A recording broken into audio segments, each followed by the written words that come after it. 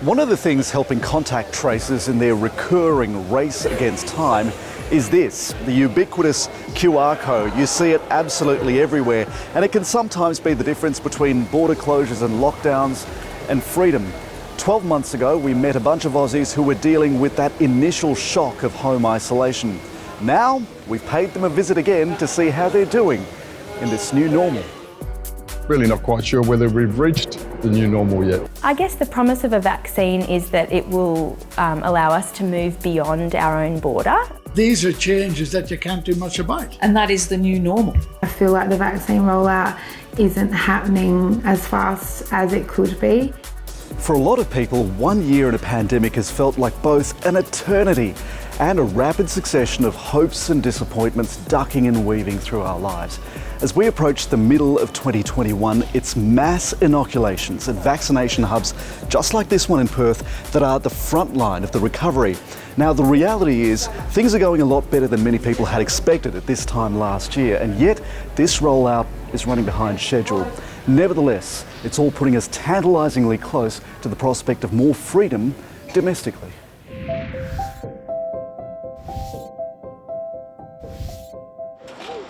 Hi, I'm Kate Galbraith. During COVID, I lived in Melbourne and was a flight attendant. Now I'm living in Sydney and I'm working in warehouse and logistics. This is going to make me cry. You can't see anyone smile. It's not a nice feeling. It's not a nice place to be. We're in this together, but I actually feel we've never been further apart. The more you really sit down and reflect and really do actually think about emotionally and physically and mentally and spiritually what you did actually go through, you don't wish that upon anyone. During lockdown, I personally had a lot of time to think about what was really important, and that was family. Moving to Sydney to be closer to my sister and her husband and 3 kids was one of our biggest motivations. It hasn't been easy. When we did move, we actually moved the night before the borders opened. We still had that fear of things ever changing, that we drove to the border the night before and we stayed at a hotel, and then the moment we all woke up and it was past midnight, we crossed the...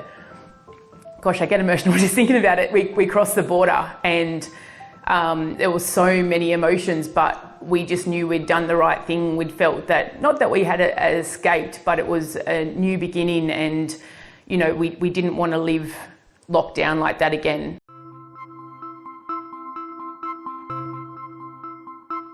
I will say initially I'm like, no, why would I want to take something that hasn't been tried and tested for years? And to me, it felt very rushed, and I felt that it needed to be more clinical trials and stuff.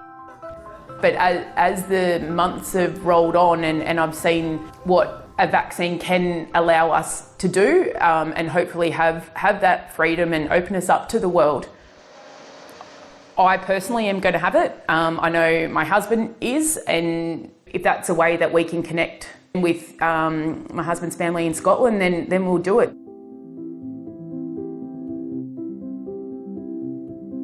I've become more resilient. I've become a lot more crafty of how to entertain a toddler inside for extended periods of time. I think another thing that I've gained is actually more employment skills. Yes, I'm devastated that my career as a flight attendant came to an end, but it has actually, in doing that, has allowed me to explore other avenues that I never thought I would, and pursue other passions.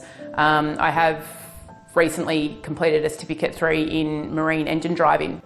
4-stroke diesel internal combustion engine are my things at the moment, so it all hasn't been doom and gloom. It has allowed us to explore and really, really think about what life is about. Well, it's getting a bit deep now, but what life is a bit about, and what it really is important to us at the end of the day.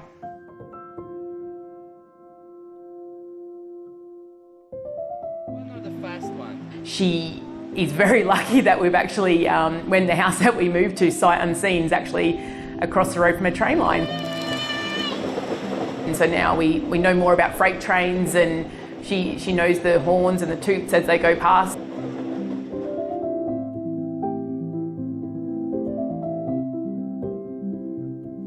I don't feel you can plan for the next 6 months. You know, people say, you know, where do you see yourselves in 6 months? Or, you know, what's your 5-year plan, or what's your goals? And for me, I think that's one thing that I've learned, is to slow down, to actually enjoy the moment even more. You know, as life starts to settle down, that's when, you know, you take your foot off the gas and go, oh, okay, wow, that was a pretty full-on 12 months. But like I said before, we're going to be okay.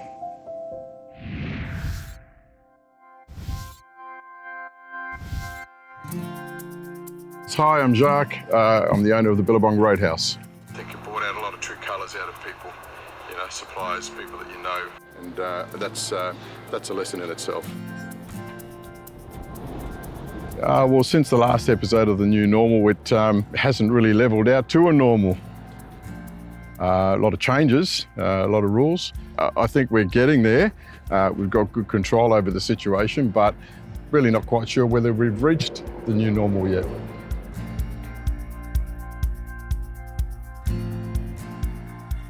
A lot of changes in what people we're getting up this way, different people coming through, different numbers coming through, a lot more, and they are people that haven't been up to the northwest coast before. The numbers are still increasing, but they're a steady number. They're not a burst of holidays. They seem to be a very steady run right the way through.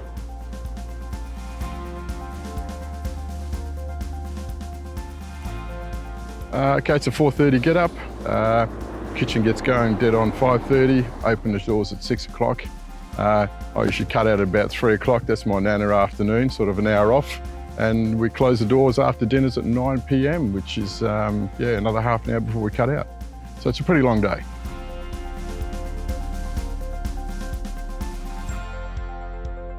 Tough, it's very tough. The staff numbers, I think it's a lesson to be learnt that without international input, tourism is really suffering.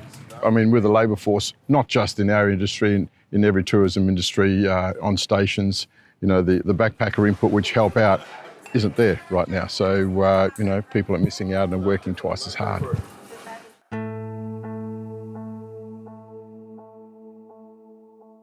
I'm not quite sure about the impact the vaccines will have. I mean, I guess what we've got is a global sort of situation here where globally everyone has to agree and be organised with it. Well, I mean, if different countries have got different rules about who has vaccines, who can travel where and how, then you've got yourself a situation where, you know, I guess movement is halted.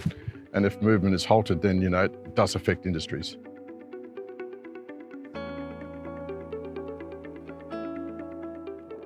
Personally, what have we gained for it?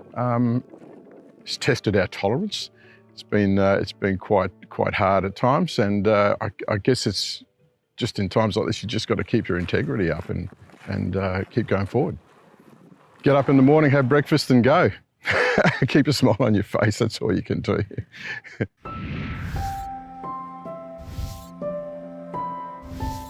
Hello, I'm Madge Fleming, and this is my husband, Jesz. She got that right. I'm Jesz Fleming.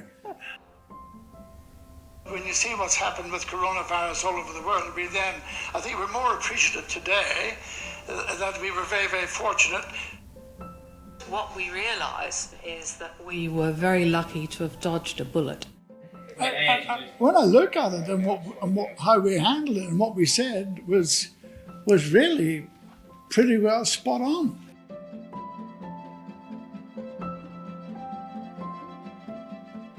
I think we are just in the moment, and we've been fortunate that our family in the UK have been okay, so it hasn't caused us any great consternation. Although I did have a cousin who died last week, and in normal circumstances I may well have gone over to the UK, but that's not going to happen, so you just resign yourself to that.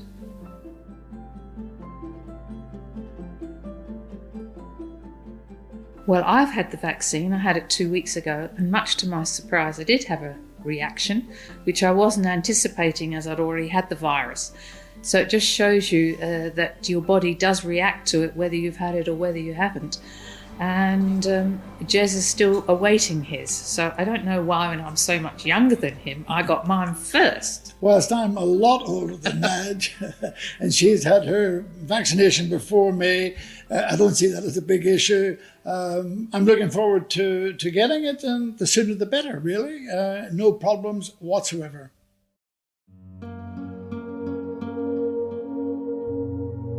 There's nothing that I can see that I have today that I could attribute to the fact that I had COVID-19 just over a year ago. No significant difference, and nothing that I would attribute to COVID-19. We do have a friend in Denmark who's still struggling with her health. She still has to have dialysis 4 times a day, and there, but for the grace of God, could we have been in exactly the same situation?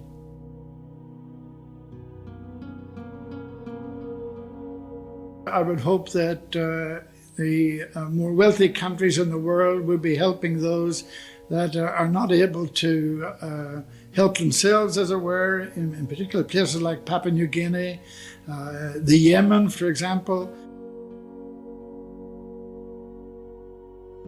There's an awful lot that we can do for other countries, and I hope to see that happen in the next 6 months. The uncertainty of the whole thing is something that hangs over everybody's head. And I think people really got to accept that these are changes that you can't do much about. And that is the new normal, isn't it? That you've got to be ready to change your plans in an instant.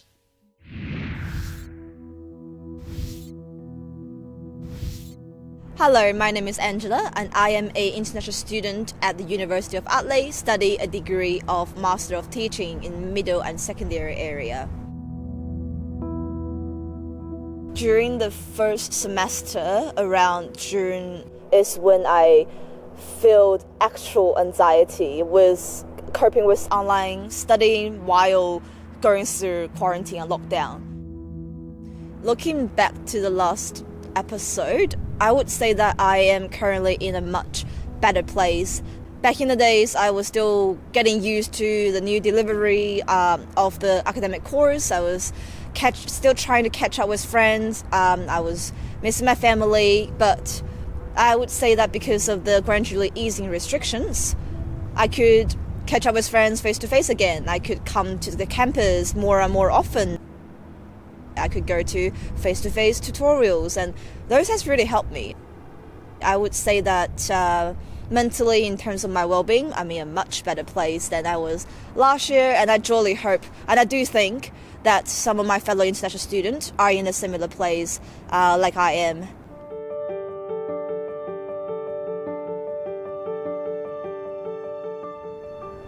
Definitely learn to be more resilient, to deal with hard situations and face them and actually learn something from them, to reflect and to look into myself in what I can improve, see how I can become better versions of myself. And I think COVID, ironically, actually helped me in doing that.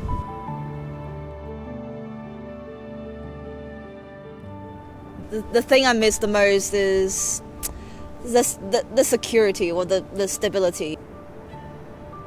You still have this thing at the back of your mind thinking, what if we go into another lockdown? What if there's another period of COVID rolling back? And that little voice is the source of the anxiety that's being introduced to our mindset.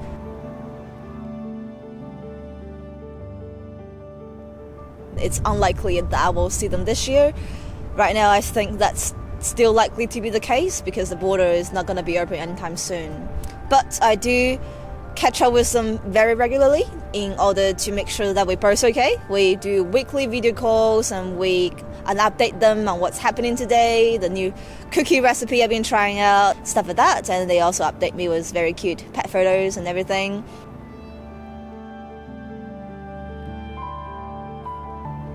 My opinion on COVID vaccine is still quite undetermined, I'd say, because on the one hand, I think theoretically vaccine is a good idea. Even with flu vaccine and etc., it obviously protects people, and it protects people around the person who is getting vaccinated. But on the other hand, obviously, you see all this media coverage about potential effects of the vaccine, and I just think that I would need some more time to do some more research of myself, to read about different types of vaccine, and to decide to make a final decision of getting the jab or not.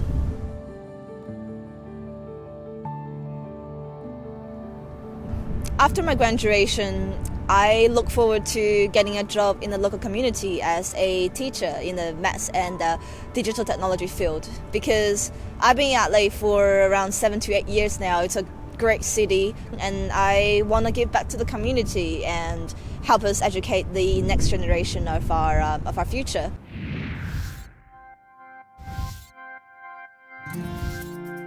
My name is Bethany, and I'm no longer with my parents in Dubbo. I am moving around from house to house here in Sydney. I don't know if I'll still be living with mum and dad. Depends how much work I can get and whether I could have my own space here.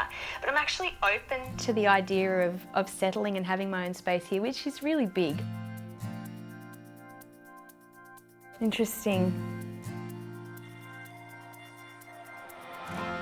Things have flipped yet again, and I find myself working with theatre companies in Sydney, a city that I've never visited for more than a few days at a time.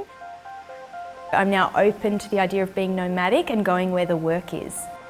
But I think that's an interesting note from Rebecca as well about time. Just recently, I've started working with an amazing organisation called Milk Crate Theatre. They're interested in elevating the voices of underrepresented groups.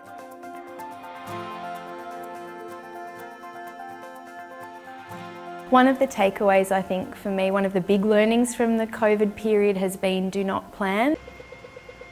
And so I'm sort of rolling day to day, and that's reflected in the way that I'm moving from house to house, staying with friends while I'm in Sydney, just in case these projects fall over, because, you know, there's been these snap lockdowns in the last few months that did impact on me again in terms of me being able to go places or move into places or carry out projects. Ladyship, why are you crumpled on the floor? Have you been crying? Another big thing that's happened for me in the last 6 months is that the project that originally I was looking forward to when COVID hit came back to life, and I was able to perform in a theatre again for 700 people, all wearing masks, which was such an interesting experience. Similar height, similar build. To not just perform on stage, but to perform in Sydney and Melbourne within the space of 2 days. We crossed a border and back again. It was wild to be back in the theatre, to be collaborating with artists again.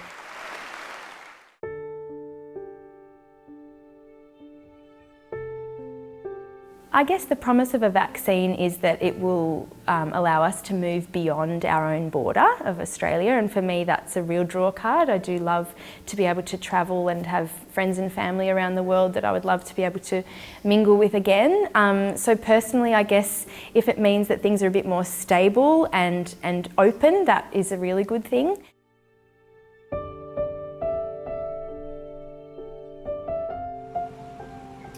I don't often think about the future. I'm minute to minute, and I think that again has been a bit of a COVID response, or the impact of COVID on my life, because all the plans that I had were taken away so quickly. In a way, I'm sort of just a bit more fluid in terms of where I'm going. So if I were to ask myself one question, I guess it would be, are you getting some rest? I think that would be the number one question.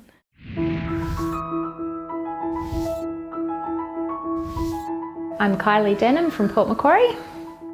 In the middle of March, I was stood down from my position of manager at a local travel agency here. Since the last episode of New Normal, I've been lucky enough to pick up work. So I've been working for 2 months now. I've got Jack at preschool 2 days a week, and then I've got both boys, Jack and Charlie, at daycare for a couple of days a week as well. I was fortunate enough actually to get back into travel. We sell Norfolk Island and Lord Howe Island, two destinations which Australians have still been able to travel to, so we've been really busy. But when JobKeeper finished a few weeks ago, we've had so many agencies call us to say they've had to close, or so many agents saying they're no longer working and that kind of stuff. So it's really sad and hard to hear.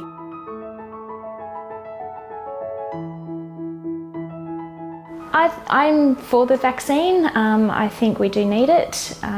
We need as many people as possible in the community to have that, so that it doesn't take over our lives again. I think once there is that huge amount of people out there that have the vaccine, we'll be able to step towards more normalcy. So, you know, we'll be able to open up to the world again, you know, have people come here, be able to go overseas, that kind of stuff, with a lot more ease and a lot less stress and anxiety.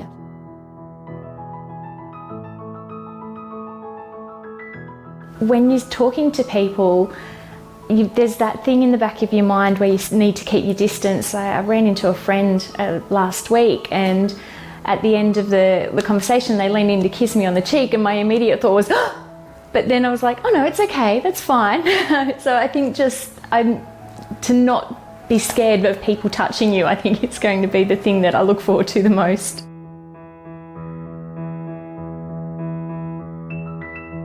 So 6 months ago, I think that I was pretty close to the mark again. Should become a fortune teller or something. But I think in 6 months' time, it's not going to be done. It's not going to be done for a while.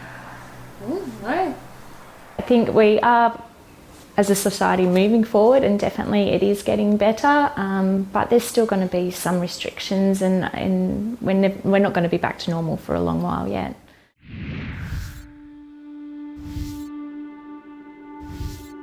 I'm SHANIA Cross. I'm 18 years old now. I thought it would have been way different and harder, but it was actually easy, like the students and your teacher to help you through the work, so it was way better in class. I don't play footy no more. I have a job now. I work for the Shire of Mount Magnet. After I finished school, I didn't have an idea what I was doing. My auntie who works for the Shire, she offered me a job if I wanted it. It was a traineeship, so I got the traineeship for 2 years. So I like just pack stuff away, put stuff in cupboards, I'm behind the desk. I would open the museum, close it and stuff like that. I like engaging with other people and customers.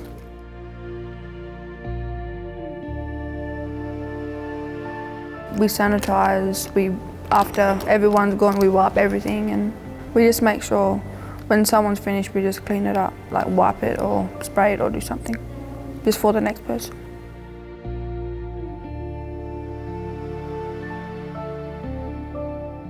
Perth went into lockdown, and then people that were travelling through here, they had to stay a couple of days, so Mount Magnet was like full on. People was like trying to get through. There was a car who got through, and there was like 5 police cars chasing after them. So it was pretty full on.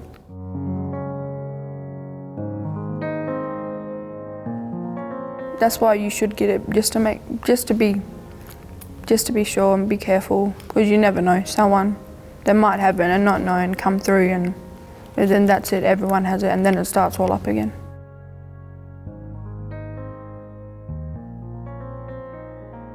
Travel more, because I haven't really went anywhere since I finished school. So yeah, I would travel more, go see my friends again. I really want to go to America, but I don't think that will happen.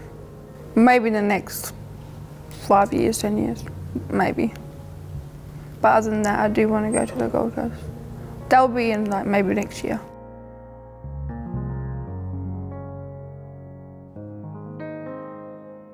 I'm happy to be home. I'm happy I'm home, happy I'm working with family again.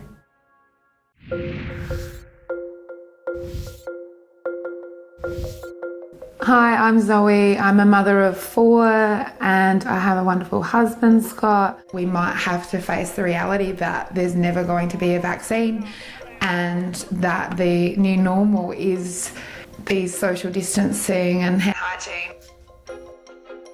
Returning to work life has become a bit chaotic. I'm working 5 days a week, so Thankfully, we've got Georgia, a young girl that's moved in with us to care for Etta and Kenzie. As it turned out, it's probably financially comparable to have someone live with us and provide childcare as it is to pay for childcare. It's a win-win and a no-brainer, and our life is richer having Georgia live with us. Birthday to you. Kenzie's walking now. We celebrated her first birthday a couple of weeks ago. It was really nice to have lots of people over.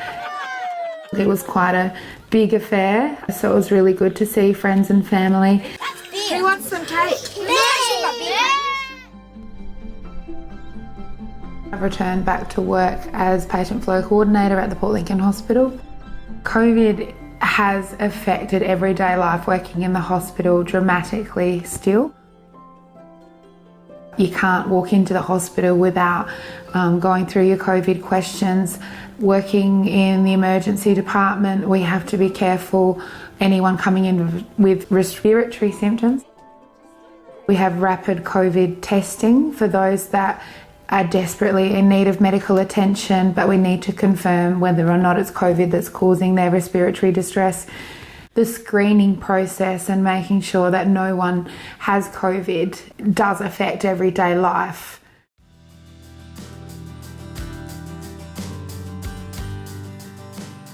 Sometimes I forget to check in walking into supermarkets or the beer garden, things like that, but it's really just that check-in process.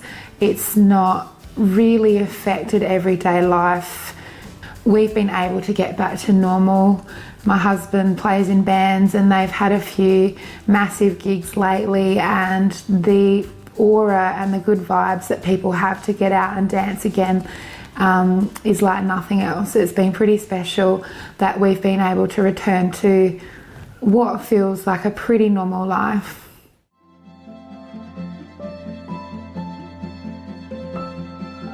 We saw what happened in the States and we saw what complacency did. We saw the UK go through that as well. These are comparable countries to where we live. We saw that system get overrun so easily, and we've seen the millions of lives that have been lost because of it. I fear and think it's possible that Australia could end up like India or UK or USA in our capital cities. I feel like the vaccine rollout isn't happening as fast as it could be. I really, really hope that in 6 months' time we've got a greater uptake of the vaccine so that we don't have to have any more lockdowns and we don't have to experience any more death or suffering from this virus.